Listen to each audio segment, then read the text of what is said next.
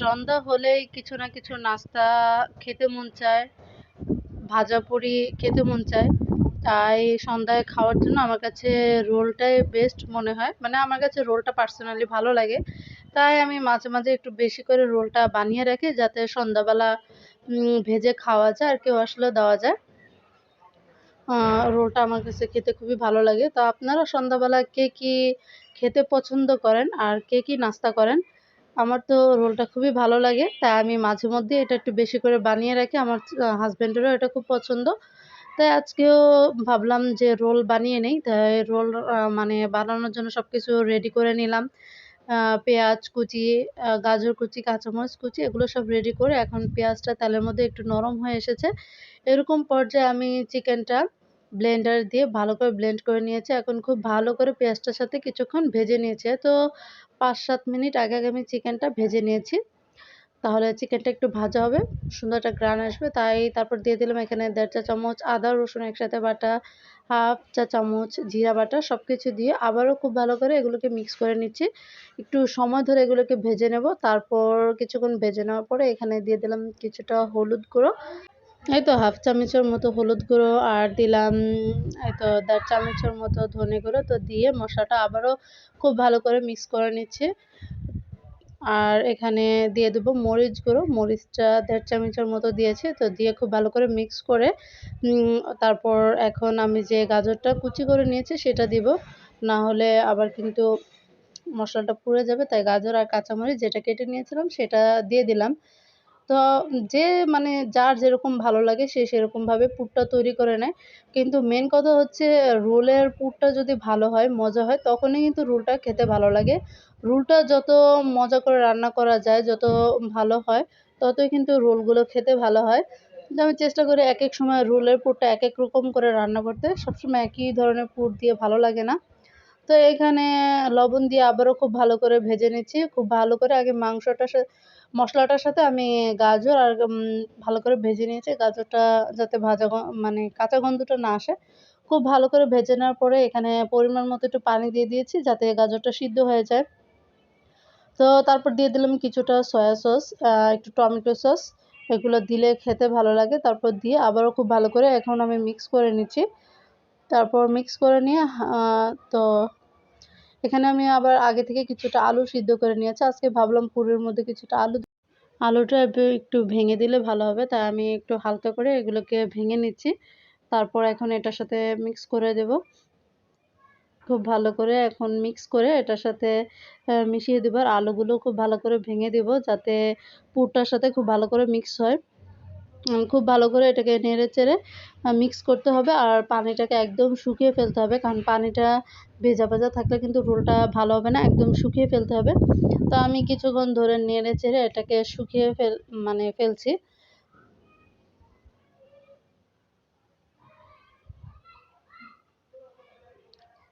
তো এখন কিন্তু আমার এটা খুবই ভাজা, ভাজা হয়ে গিয়েছে। আর দেখতে পাচ্ছেন একদম মানে পানি নেই।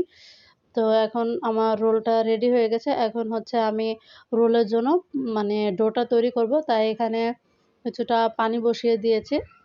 আমি এখানে এই তো ১/২ কেজির থেকে একটু কম হবে রোলের ডো তৈরি করব। তাই পরিমাণ মতো পানি দিয়ে ১.৫ চা চামচ লবণ দিলাম।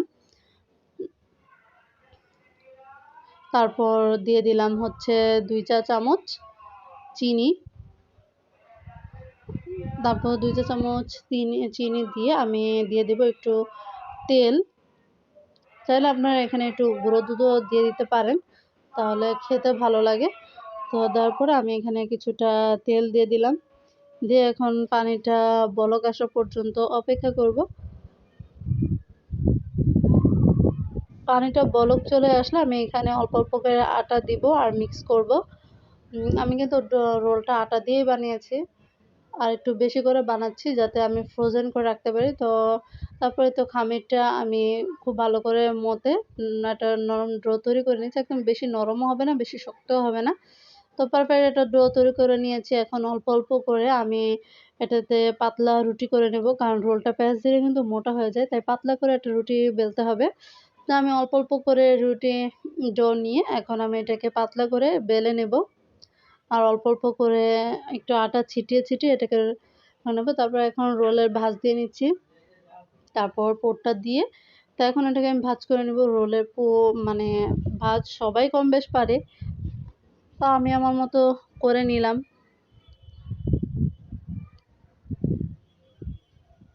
এই আর কি। তো এখন সাইডে লাগানোর জন্য আমি এখানে সাদা পানি দিয়ে একটু আঠা দিয়ে লাগিয়ে দিচ্ছি ভালোভাবে, যাতে না খুলে।